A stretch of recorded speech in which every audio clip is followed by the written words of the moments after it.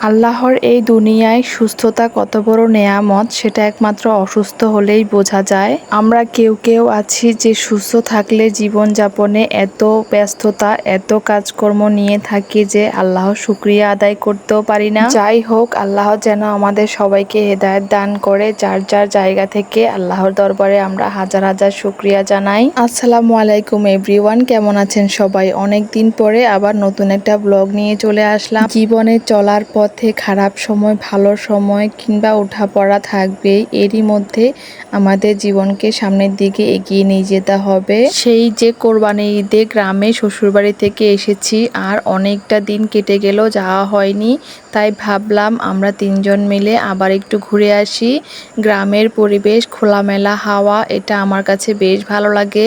শহরের এই ইট পাথরের আর যানজটের এই কোলাহল থেকে কিছুদিনের জন্য নিজেকে একটু সরিয়ে নেওয়া, একটু প্রশান্তির খোঁজেই বাড়িতে যাওয়া। আজকের দিনটা খুবই সুন্দর ছিল, মেঘলা একটা আবহাওয়া, বৃষ্টি হবে হবে কিন্তু হচ্ছে না। আর বাহিরে আজকে খুবই সুন্দর করে সাজানো হয়েছে। আজ ছিল 5ই আগস্ট, তাই যাওয়ার পথে দেখলাম সংসদ ভবনের সামনে সুন্দর করে আয়োজন করা হচ্ছে। এখানে প্রধানমন্ত্রী বক্তব্য রাখছে।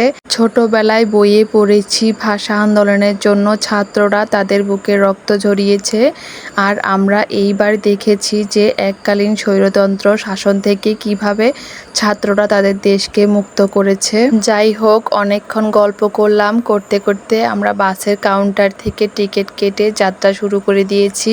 বাহিরে তাকিয়ে দেখি গুড়ি গুড়ি বৃষ্টি পড়ছে, আর এই রাস্তাটা দিয়ে আমার যেতে খুবই ভালো লাগে। কোনো জ্যামজট নেই, চারপাশে বৃষ্টি পড়ে প্রকৃতি যেন আরো সুন্দর হয়ে উঠেছে, সবুজের ঘেরা। ঘন্টাখানেক যাওয়ার পরে এসে পড়েছি ভুলতা গাউসিয়া, যেখানে সবচেয়ে বড় পাইকারি মার্কেট। এক কথায় বলা যায় কাপড়ের সমাহারের ভান্ডার এখানে। এরই মধ্যে আমরা বাস থেকে নেমে বাড়ির উদ্দেশ্যে রওনা দিব। এখন একটা সিএনজি নিব, তার আগেই বাড়ির জন্য ফল কিনে নিচ্ছি। আম কাঁঠালের দিন তো প্রায় শেষ হয়ে যাচ্ছে, তাই আমও নিয়ে নিলাম এখানে, আরও ফল নিয়ে নিব।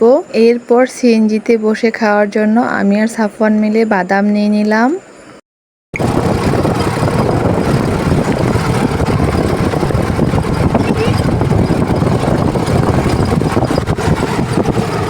আলহামদুলিল্লাহ, ভালোভাবে আমরা বাড়িতে পৌঁছে গেলাম। আর সিএনজি থেকে নেমে বাড়িতে ঢুকবো এখন। রাস্তা যেহেতু কাদায় একদম ভরে গেছে, তাই গাড়ি ভিতরে ঢুকছে না। এইটুকু পথ হেঁটেই চলে আসলাম আমার শ্বশুর বাড়িতে। এখন ফ্রেশ হব, খাওয়া দাওয়া করব। আজকের মতো বিদায় নিচ্ছি, দেখা হবে আগামী ব্লগে। কেমন লাগলো অবশ্যই জানাবেন কমেন্ট করে। আল্লাহ হাফেজ।